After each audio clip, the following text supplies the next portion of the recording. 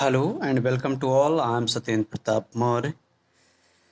In this video, I am going to explain menstruation, what is menstrual cycle, how many phases involved in the menstrual cycle. तो इससे पहले की video में हमने ये देखा था कि गैमेटोजेनेसिस के दो टाइप्स हमने देखे थे, एक स्पर्मेटोजेनेसिस और ओवोजेनेसिस, दोनों में क्या डिफरेंसेस थे। इसमें हम देखेंगे क्योंकि जब हम बात करते हैं रिप्रोडक्शन की और फीमेल की हम बात करते हैं तो वहाँ मेंस्ट्रुअल साइकिल सबसे इम्पोर्टेंट रोल प्ले करता है। तो ये है क्या मेंस्ट्रुअल साइकिल, हम ये जान लेते हैं पहले एक लाइन में। द साइकिल ऑफ इवेंट्स, क्या कहते हैं? The cycle of events starting from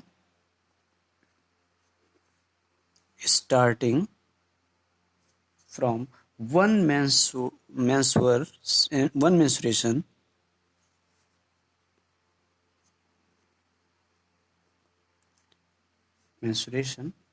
till the next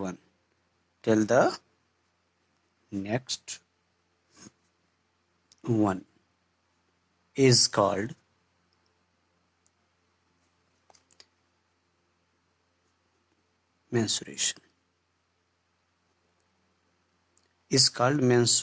menstrual cycle.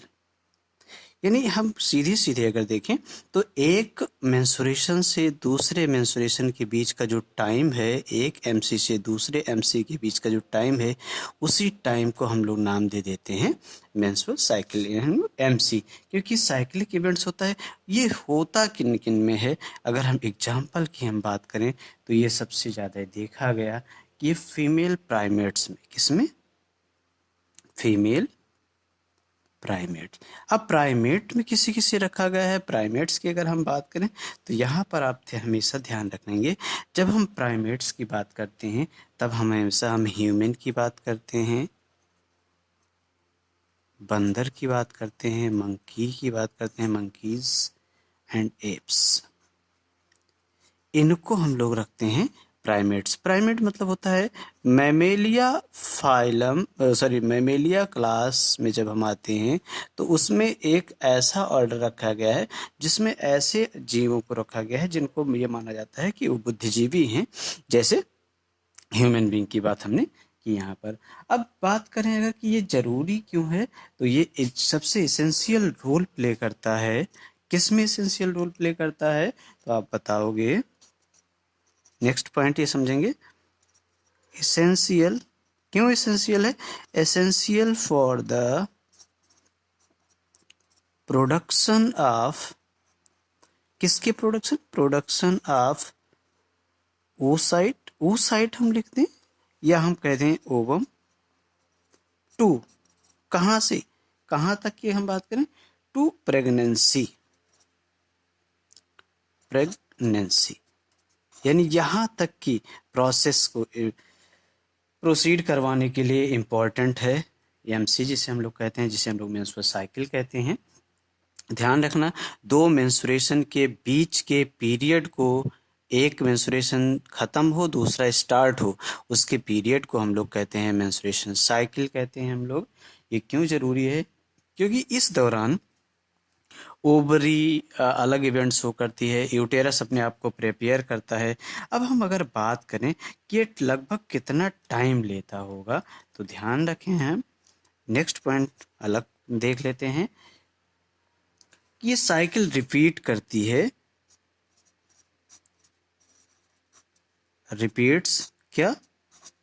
This cycle की हम बात अगर करें तो ये लगभग, ध्यान रखेंगे, फ्लक्चुएशन होता है। इसके फ्लक्चुएशन के अलग अलग कारण हो सकते हैं, लगभग 28 to 30 डेज माना गया है।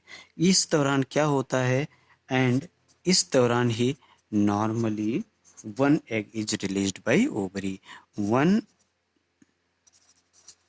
Egg is released by ovary.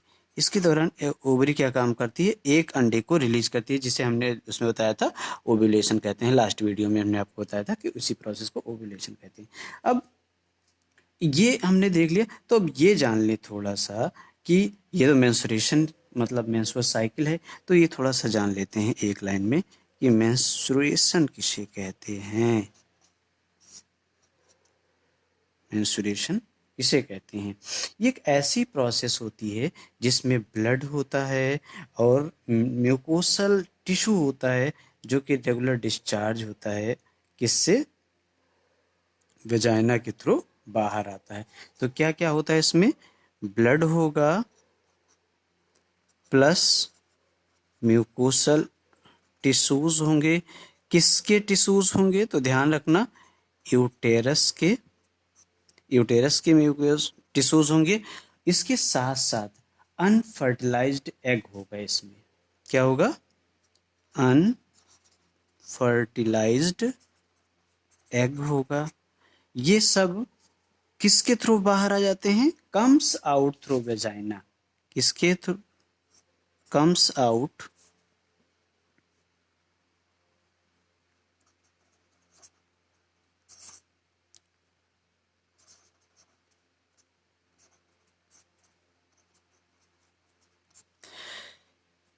यानी ये प्रोसेस क्यों ज़रूरी है? क्योंकि इसमें मतलब अपने आप को तैयार करना, इस प्रोसेस में यूटेरस अपने आप को प्रिपेयर कर लेता है इम्प्लांटेशन के लिए। अगर इम्प्लांटेशन नहीं होता है तो फिर कुछ हार्मोन्स रिलीज होते हैं ओवरी के द्वारा, पिट्यूटरी ग्लैंड के द्वारा, उस अनफर्टिलाइज्ड एग को और उस यूटेरस की जो स्पंजी लेयर हुई थी उसे ब्रेक डाउन कर देना।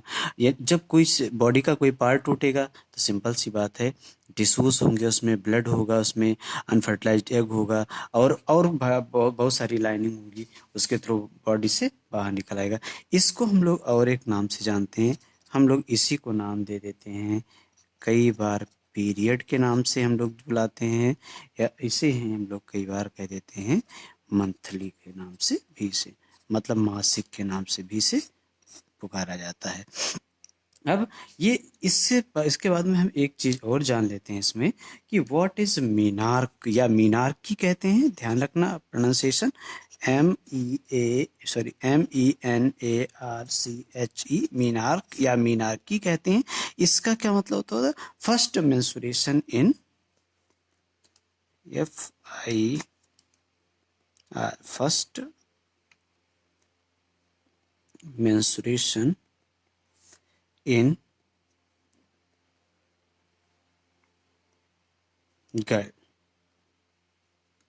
at puberty।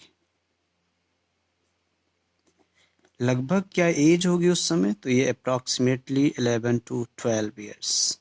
यह ध्यान रखना, कहीं कहीं पर 12 to 13 दिया है, इससे ज़्यादा नहीं। यस, स्टार्ट यानी पहला मेंस्ट्रुएशन स्टार्ट होना, इसे हम लोग मेनार्की कहते हैं। और उसके बाद में ये सारे सिग्नल्स को इंडिकेट करने लगता है, यानी रिप्रोडक्टिव मैच्योरिटी को इंडिकेट करने लगता है। लेकिन दूसरी प्रोसेस, यहाँ पर हम लोग दूसरी प्रोसेस, और एक प्रोसेस फीमेल में इम्पॉर्टेंट प्रोसेस होती है जिसे हम लोग कहते हैं मेनोपॉज। देखो यहाँ एक वर्ड है पॉज। पॉज हो जाना, मीनू मतलब मेंस्ट्रुएशन का पॉज हो जाना, यानी अगर बंद हो जाए, permanent ceases of menstruation, permanent cease हो जाए, ceasing of menstruation is called menopause.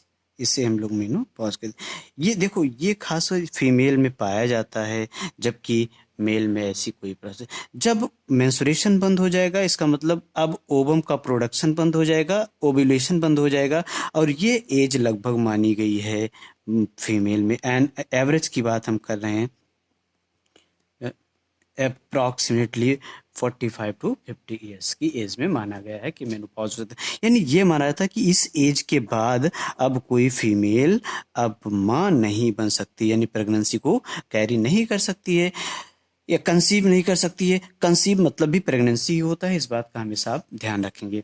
उसके बाद में हम एक हेडिंग और देख लेते हैं, वीडियो ज़्यादा लंबा ना हो, तो इसीलिए बस ये जान लेते हैं कि फेजेस कौन कौन से हैं।